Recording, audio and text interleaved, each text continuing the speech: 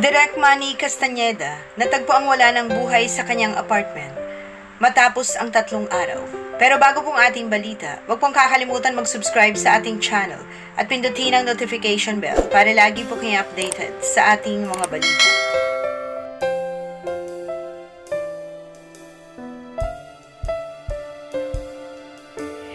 Kahapon ay binalita sa social media na sumakabilang buhay na ang batikang aktor at direktor na si Manny Castañeda.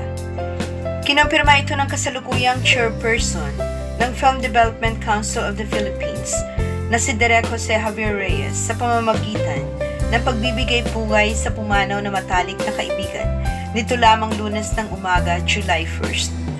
Bago ito, isang cryptic post ang binahagi ni Direk Joey sa Facebook nito lamang June 30 tungkol sa pagdadalamhati niya dahil sa pagpanaw ng isang kaibigan.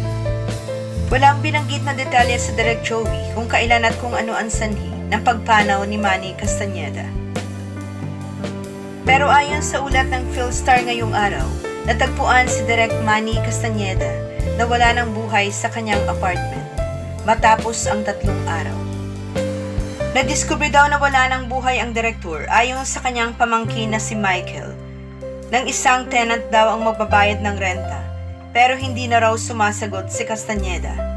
Ibinalita naman daw ito ng tenant sa magulang ni Michael at dito na nga natagpuan ang kanyang bangkay. At base naman sa ulat ng ABS-CBN News, pumanaw si Direk Manny dahil sa congenital heart disease, chronic kidney disease at hypertension. Sinasabing wala namang foul play sa pagkamatay ni Manny Castañeda. Si Castañeda ay nagsimula bilang aktor noong 1979 sa pamamagitan ng pelikulang Aliw. Tinahak naman nito ang pagiging direktor noong dekada 90